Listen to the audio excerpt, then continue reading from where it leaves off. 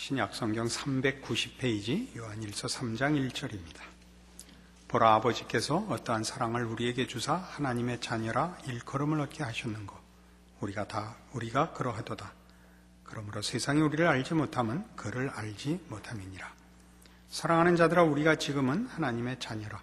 장래에 어떻게 될 것은 아직 나타나지 아니하였으나 그가 나타내심이 되면 우리가 그와 같을 줄 아는 것은 그에 계신 그대로 볼 것을 인함이니 주를 향하여 이 소망을 가진 자마다 그의 깨끗하심과 같이 자기를 깨끗하게 하느니라.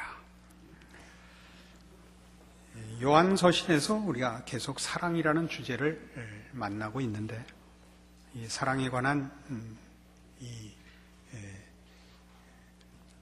명령과 이 본질은 기독교인 된 정체성의 문제이며 기독교 신앙의 본질에 관한 것임을 거듭 강조하고 있습니다. 우리는 물론 온 세상과 온 인류를 향하여 사랑의 책임을 지고 있는 사람들입니다마는 요한서신에서는 특별히 이것이 신앙 공동체 내에서 실천되고 이해되어야 하는 신앙인의 신앙적 윤리요 또 본질인 것을 설명하는 중인 것을 잊지 않아야 합니다. 늘 사랑해야지 라고 얘기하는 것은 언제나 정답일 수 있으면서도 그렇게 얘기함으로써 언제나 본질적 책임을 회피할 수 있는 말이 될 수도 있습니다. 하나의 명분이고 정답이기 때문에 모두가 공감하면서도 구체적인 실천과 책임으로는 그 사랑을 적용하지 않을 수 있다 하는데 요한서신의 가르침에 아주 귀한 내용이 있습니다. 여기서 하나님이 사랑이시다라고 얘기하는 것은 무슨 관념적인 얘기를 하거나 감상적인 얘기를 하자는 것이 아니고 예수 그리스도 안에서 하나님의 은혜를 체험한 자가 가지는 당연한 내용이다. 당연한 결론이다. 그리고 당연한 반응이다. 그런 얘기를 하기 위해서 하나님은 사랑이시라라고 얘기합니다.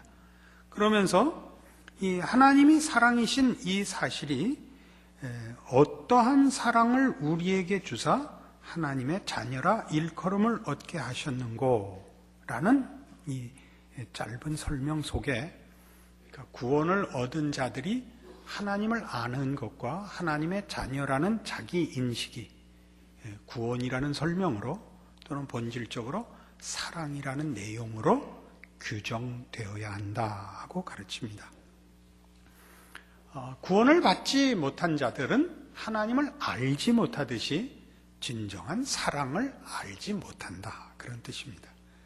그건 다시 말해서 신앙 공동체 내에서는 최소한 사랑은 기본적인 것이다. 그런 얘기가 될 수 있죠. 그러나 우리가 신앙 공동체 내에서뿐만 아니라 개인적인 신앙을 점검하는 자리에서도 우리는 언제나 옳고 그른 것이 우선하는 신앙적인 순서를 가지고 있는 것 같아 보입니다. 우리 예수 믿는 사람들이 자신이 예수 믿는 사람이요 기독교 신앙을 소유하고 있는 자라는 것을 사랑으로 확인하지 못하고 맞느냐 틀리느냐 옳으냐 그르냐로 생각하는 것은 우선적인 것은 아니다 하는 얘기를 이제 오늘 하려고 하는 것입니다. 사랑이란 무엇이냐라고 얘기할 때 우리는 성경에서 고린도전서 13장의 말씀을 놓칠 수가 없습니다. 한번 다 아는 것 같지만 다시 한번 찾아가 봅시다. 사랑이 뭐냐 할 때 279페이지 신약성경 고린도전서 13장에서 사랑을 이렇게 처음에 설명합니다. 내가 사람의 방언과 천사의 말을 할지라도 사랑이 없으면 소리나는 구리와 울리는 꽹과리가 되고 내가 예언하는 능이 있어 모든 비밀과 모든 지식을 알고 또 산을 옮길 만한 모든 믿음이 있을지라도 사랑이 없으면 내가 아무것도 아니요 내가 내게 있는 모든 것으로 구제하고 또 내 몸을 불사르게 내어줄지라도 사랑이 없으면 내게 아무 유익이 없느니라. 이 처음에 이 사랑에 대한 이 설명은 사랑에 대한 정의를 이제 4절 이하에 나열하기 전에, 설명하기 전에 사랑이 얼마나 중요한 것인가를 가르치는 대목입니다. 사랑이 왜 중요하냐? 사랑이 기독교 신앙에 있어서, 아니 기독교 신자에게 있어서는 그것이 신자된 정체성의 본질이라는 것입니다. 그러니까 우리가 다시 봐서 사람의 방언과 천사의 말을 해도 사랑이 없으면 그것은 없는 거라고요. 예언하는 능이 있고 모든 비밀과 모든 지식을 알고 산을 옮길 만한 모든 믿음이 있을지라도 사랑이 없으면 본체가 없는 거라니까요. 그러니까 거기에 어떤 의미와 가치와 영광과 승리와 혹은 능력과 무슨 자랑이 있을지라도 그 주체자가 없는 것이 된다니까요. 그러니까 사랑이란 뭐냐 할 때 성경이 우리에게 설명하고 싶어 하는 것은 하나님이 사랑이시오, 신자는 사랑의 존재다. 사랑이 그의 존재의 본질이라 이렇게 가르칩니다. 이것은 신자라는 사람을 규정하고 또는 신자인 것을 확인하고 신자된 것을 표현하는 모든 문제에서 어디에나 사랑은 그 모든 표현에, 확인에, 그 행동에, 그 결실에, 반응에 사랑이라는 것이 본체가 되어 모든 것이 거기에 열리도록 되어 있다, 그런 얘기입니다. 능력이 발휘되거나 혹은 어떤 의의가 결실되거나 혹은 어떤 영웅적인 일을 하거나 봉사를 하거나 간에 그것은 언제나 사랑이라는 것이 봉사를 하며 사랑이라는 것이 능력을 행하는 것이지, 사랑이라는 것이 없고 능력이 행사되거나 명분이 요구될 때는 우리 다 알다시피 그것이 정죄로 가는 것을 우리가 늘 경험하는 것입니다. 그래서 사랑이라는 것은 중요합니다. 하나님께서는 우리에게 혹 꾸중을 하시거나 혹 질책을 하시거나 혹 분노하실지라도 그것은 언제나 사랑에서 나온다. 그게 성경이 하고 싶은 얘기입니다. 하나님은 사랑하시기 때문에 화도 내시고 심판도 하시고 꾸중도 하시지, 다른 이유, 옳고 그른 것을 나누며 하나님의 하나님된 자존심을 세우기 위하여 능력을 행사하거나 무슨 벌을 내리시거나 혹은 명령을 하시거나 하시지 않는 분이라고 성경이 가르치며 우리가 이해해야 할 것이요, 마찬가지로 신자라면 모든 생각과 행동과 표현과 존재와 판단과 결정과 과정과 노력과 무엇에든 사랑이 움직이고 있는 것이어야 된다, 이렇게 얘기하는 것입니다. 왜 이런 얘기를 하느냐? 우리가 계속 지금 요한서신에서 확인하다시피 이 서신을 받아야 하는 신앙 공동체 내에 옳지 않은 교훈이 지금 들어와 있는 것입니다. 우리 디모데 전서와 디모데 후서를 할 때도 거기 거짓 교사가 있는 것을 인하여 그 서신을 썼던 것을 우리 기억해 내셔야 됩니다. 그럼 그 가르침에 가장 잘못된 것이 뭐냐?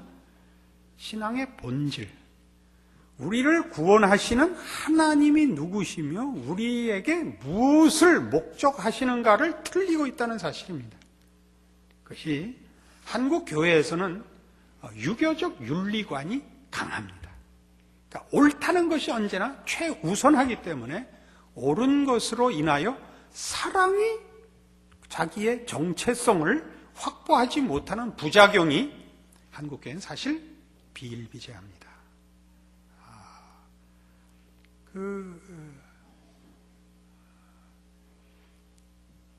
예를 들면 그런 말씀을 여러 번 예를 들곤 해서 어떤 면에서는 죄송하기도 한데,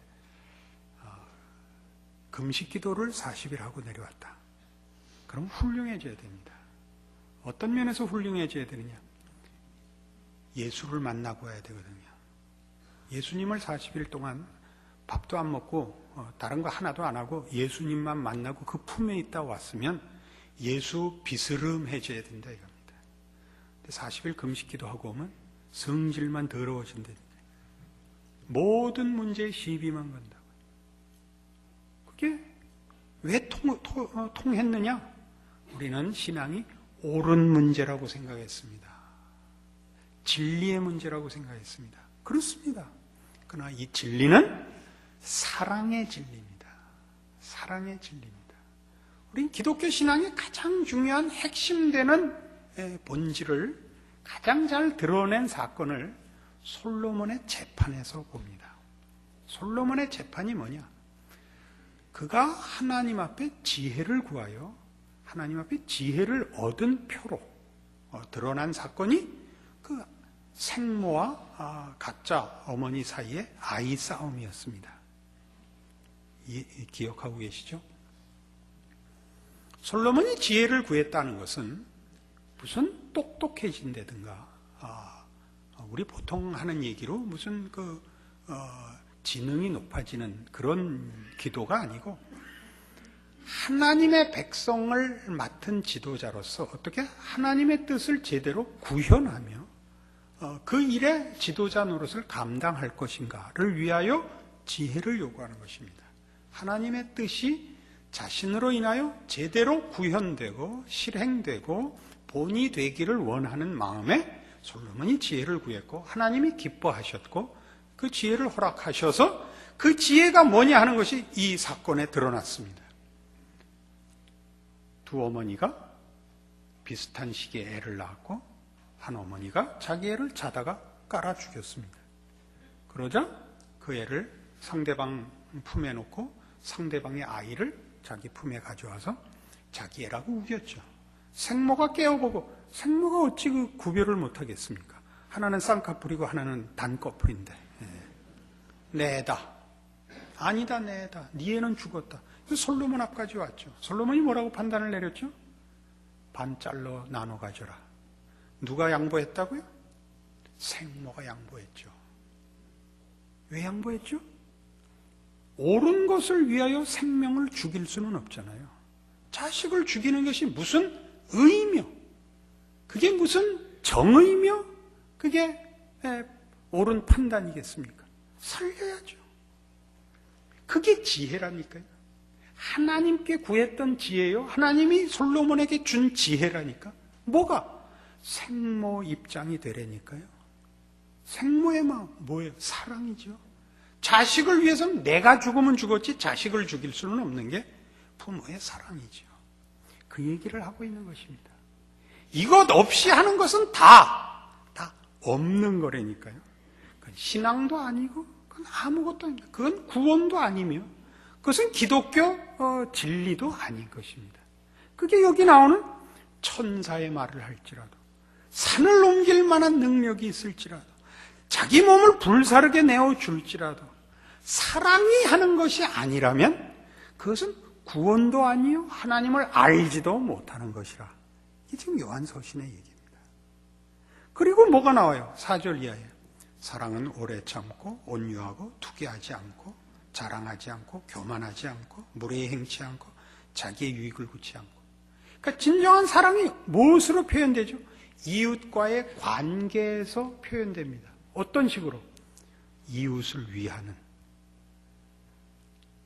상대방을 위하여 자신이 손해를 보고 자신이 양보하는, 타인의 행복을 구하는 것으로 나타나죠.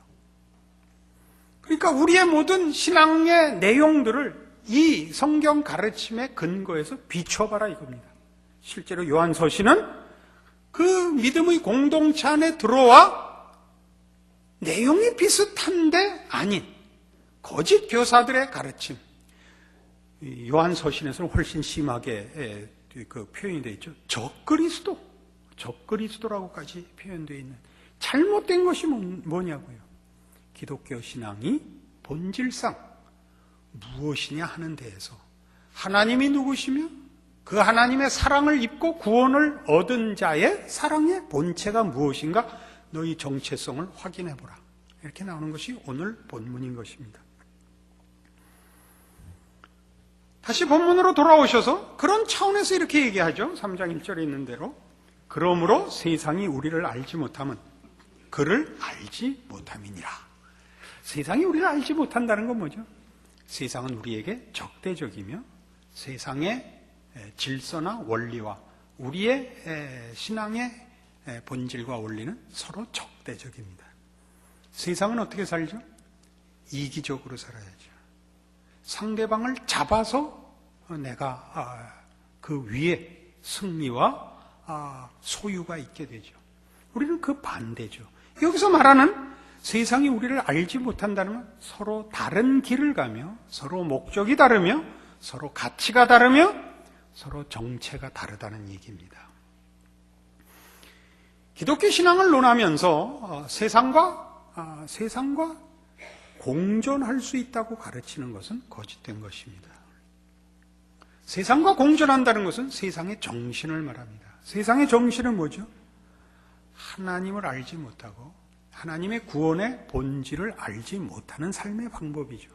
조금 전에 그렇게 나열한 것과 같이 자신을 위하여 모두를 자기 앞에 무릎 꿇리는 세속성입니다. 거기에는 그 무릎 꿇려야 하는 그 대상 중에는 하나님까지 들어 있습니다. 그렇지 않습니까? 이것이 우리가 이 서신서에서 배우는 중요한 사랑에 관한 우리의 이해입니다. 이 문제를 조금 더 분명하게 하기 위해서 마태복음 22장에 가보시죠.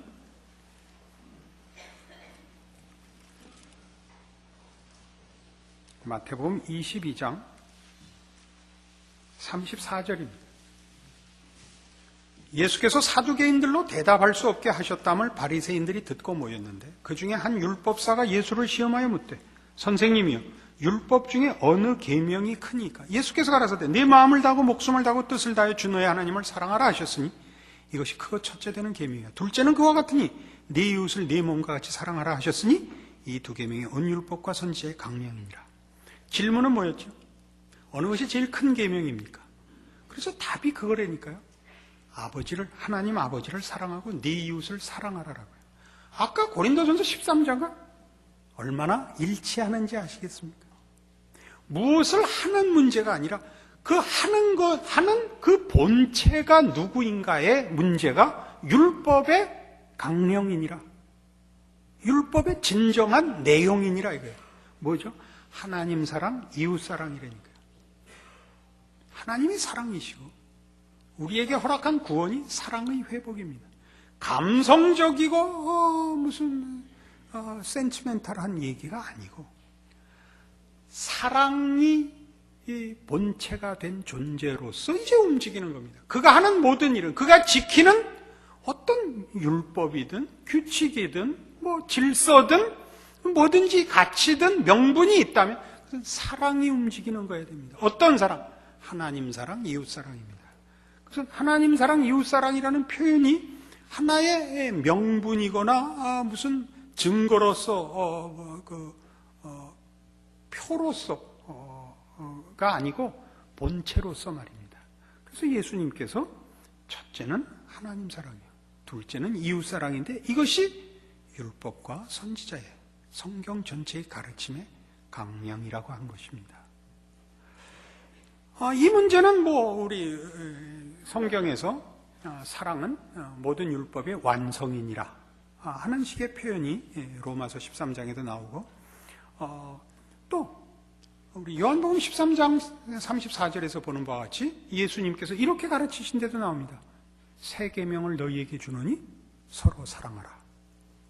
너희가 서로 사랑하면 이로써 모든 사람이 너희가 내 제자인 줄 알리라. 그 이유가 이겁니다. 사랑은 여기서 규범이 아닙니다. 물론 율법도 아닙니다. 규칙도 아닙니다.